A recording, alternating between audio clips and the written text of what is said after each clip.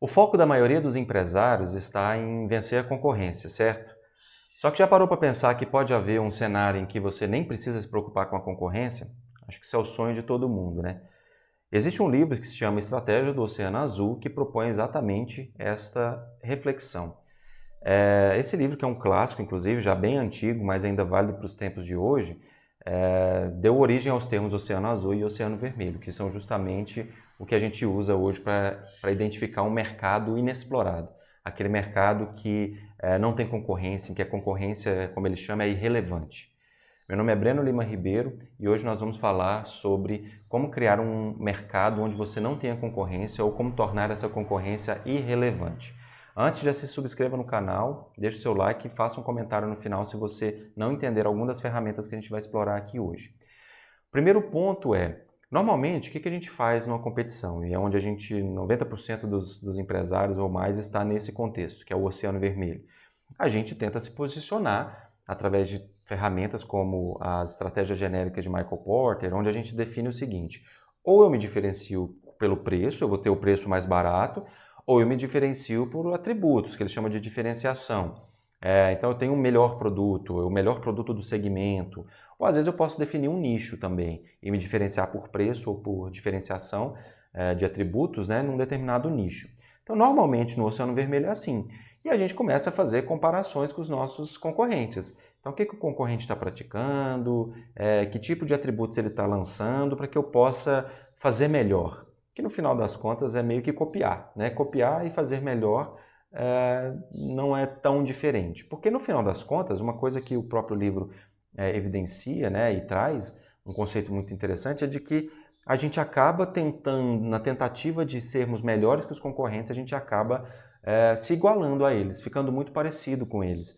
Então, se você tem uma plataforma, um software que faz uma determinada coisa e aí vem um concorrente e adiciona uma inteligência artificial, você quer adicionar também a inteligência artificial.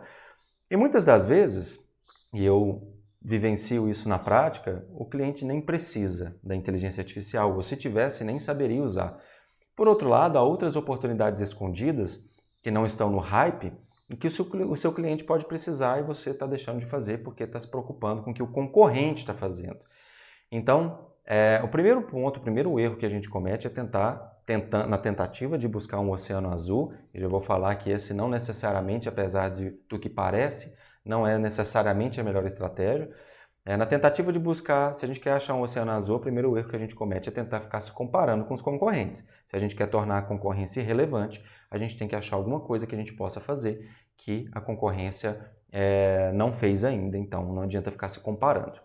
Um dos clientes que eu já mentorei nos últimos tempos tinha muito esse perfil e eu achava muito interessante, apesar de não ser uma especialista em gestão, naturalmente ela tinha essa visão de que eu não preciso ficar monitorando o que o concorrente está fazendo. Inclusive, quando a gente às vezes trazia informações de concorrentes que estavam copiando ou trazendo inovações, né, ela nem queria saber.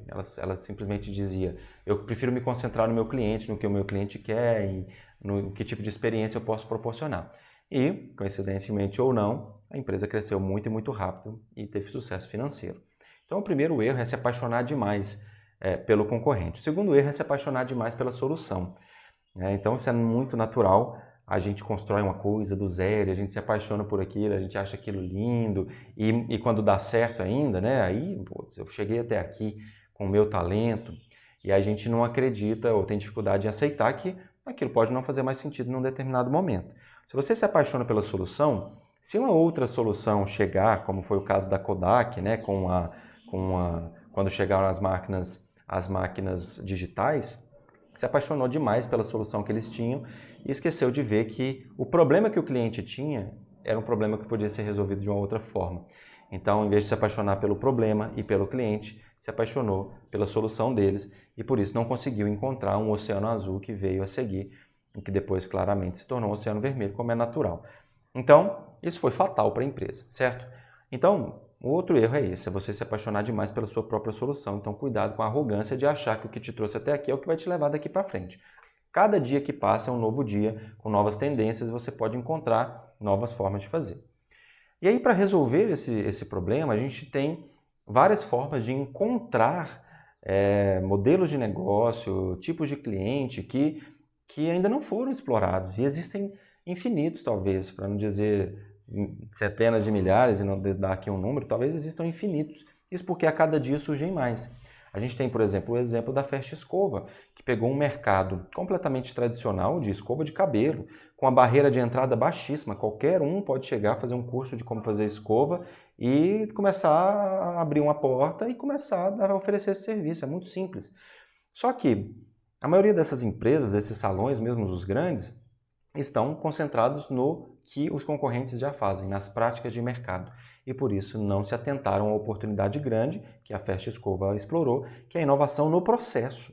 O processo de não precisar agendar para fazer uma escova, o processo de você ter preços fixos e justos, então de você não ter que ficar... você faz uma coisa e dessa coisa você faz outra coisa, e vamos fazer uma hidratação, e depois vamos fazer um alisamento, aí vamos fazer não sei o quê, aí vamos colocar um produto X, e de repente aquilo que era para ser R$100 custou 500, né? E aquele susto acontece ali com as mulheres, né? Então ela pegou uma dor, né, que existia no mercado, explorou essa dor, mudou o processo, e através desse novo processo ela conseguiu explorar um mercado completamente novo, um oceano azul.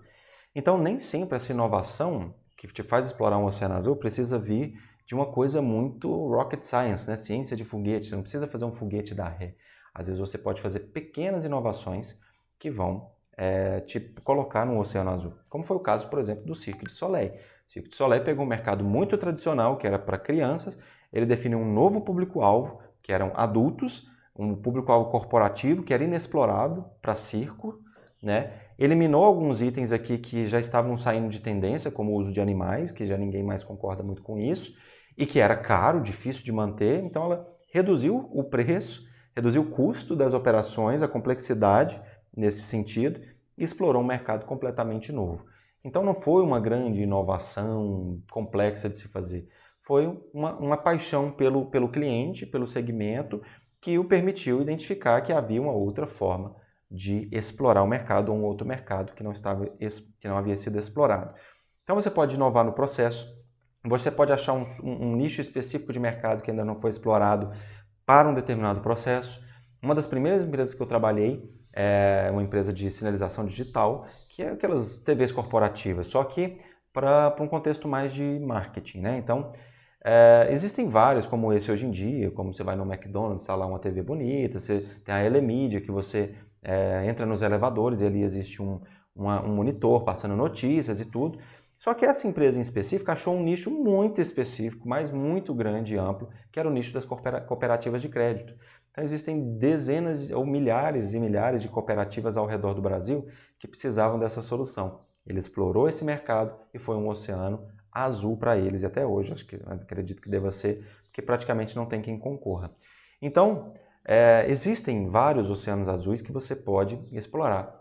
E para isso você tem que manter a mente aberta, não achar que o que você fez hoje é o que vai funcionar para sempre. E para isso você tem duas ferramentinhas interessantes que você tem que avaliar. A primeira delas existem alguns degraus, de acordo com um cara chamado Venkatraman, de aplicação da inovação, que vão desde, como eu falei, de pequenas inovações pontuais de processos, né? Às vezes você, um funcionário seu trouxe uma inteligência artificial que vai ajudar em um processo específico interno, até mudanças mais estruturais na empresa como um todo, mudanças na cadeia de suprimentos, mudanças na cadeia de valor, na cadeia de suprimentos, até uma mudança completa no modelo de negócios. No caso da Amazon, por exemplo, você tem uma empresa que começou vendendo livros, expandiu para todo tipo de negócios, hoje já tem todo o mercado de entregas e ainda abriu uma outra empresa de infraestrutura, que é a AWS, que não tem nada a ver com o negócio da Amazon, mas que veio provavelmente de alguma análise SWOT que eles fizeram lá, que eles identificaram que para entregar o que eles precisavam entregar, eles precisavam de uma infraestrutura muito boa. E já que eles tinham uma infraestrutura muito boa, que ele poderia ser um negócio. E hoje é um dos principais players do mercado de infraestrutura as a service de cloud computing. Então, foi uma pivotagem, né, ou um spin-off que fez muito sentido e que não tinha nada a ver com o negócio inicial. Então, são vários exemplos de mudança de modelo de negócio a partir da inovação. Então, existem vários degraus nessa cadeia. Você não precisa necessariamente fazer foguete da ré, nem pivotar seu negócio como um todo. E o segundo ponto, para fechar, você precisa entender também qual é o perfil adequado para a sua cultura e o seu como empresário e líder, que vai te permitir ser mais inovador ou menos inovador. E aí existem aí alguns perfis de inovação que vão desde o cara que é o líder da inovação, por exemplo, a Meta foi a líder do metaverso. Então ela peitou o negócio e se tivesse dado muito certo, ela teria sido a grande referência nisso e ainda pode ser que venha a ser. Como não deu muito certo, foi uma situação que não conveio, mas poderia ter se tornado talvez o grande ponto, a grande aposta que deu certo da Meta. E eu tenho o seguidor rápido, que é o cara que, eu não vou ser o inovador, mas se ao menor sinal que dê certo, eu já vou assumir essa tecnologia. E muitas pessoas seguiram o rastro da Meta. Pô, se a Meta está focada nisso aqui, eu vou focar nisso aqui também. E muita gente começou a criar escritórios virtuais e experiências virtuais, etc. Esses caras, nesse caso, ainda também, alguns deram certo, outros não deram certo. Para alguns setores deu mais certo, outros menos. Como o setor de jogos, por exemplo, tem muitas alternativas bem bacanas aí. Só que também, se tivesse dado certo, ele não seria a grande referência, mas com certeza ele ia explorar um oceano azul por muito tempo. Logo após, eu tenho o seguidor lento, que é aquele cara mais conservador que diz, eu vou esperar esse negócio se concretizar. Eu sou muito mais esse perfil, por exemplo. Eu estudei ali o metaverso, me dei uma identificada de como é que funcionava, mas eu sou mais do esperar se concretizar. E nesse caso funcionou, porque eu esperei se concretizar, não se concretizou e eu não gastei esforço nem tempo nisso. Por outro lado, se tivesse dado certo, outras coisas que deram certo, eu não fui um pioneiro e poderia ter sido. E aí você tem que tomar cuidado também quando você deve ser, para não se tornar também um atrasado, um retardatário nesse contexto, porque se a inovação começar a vir e você não se adaptar e ficar com medo, aí acontece o que aconteceu com a Kodak, com a Xerox e tantas outras, que a BlackBerry, né, que não acompanharam as inovações e acabaram morrendo. Lembrando que não necessariamente você precisa ficar mudando seu modelo de negócio o tempo inteiro. A Bic, por exemplo, tem a caneta que funciona há décadas e está tudo certo. Só que provavelmente a Bic não vive só de Bic, só de caneta simples Bic. Então, tudo bem você ter sua vaquinha leiteira, você não vai sacrificar essa vaquinha leiteira, mas se você colocar no contexto ali da matriz BCG, mais uma ferramenta que a gente usa, você tem que manter aquilo que gera o leitinho de cada dia, né? Que gera o pão de cada dia, mas sempre explorando interrogações que podem se tornar estrelas, né? Apostas que podem se tornar grandes produtos que estão crescendo muito, que num dado momento pode se tornar, por sua vez, a vaquinha leiteira. Então você tem que estar sempre atento a isso, pegando ali os 3 horizontes da McKinsey, investindo sempre 10% do seu recurso num futuro que pode estar por vir, que pode dar muito certo, e que se der errado tá tudo bem, você perdeu pouco dinheiro. Existe um cemitério de ideias da Google que não deram certo, mas e as que deram certo cobriram todo o investimento que foi feito nessas outras que não deram certo.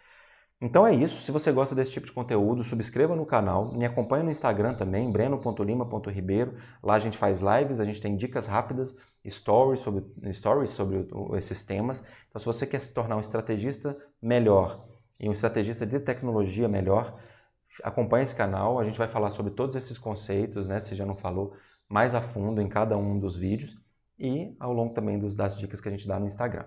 Beleza? Te vejo no próximo vídeo.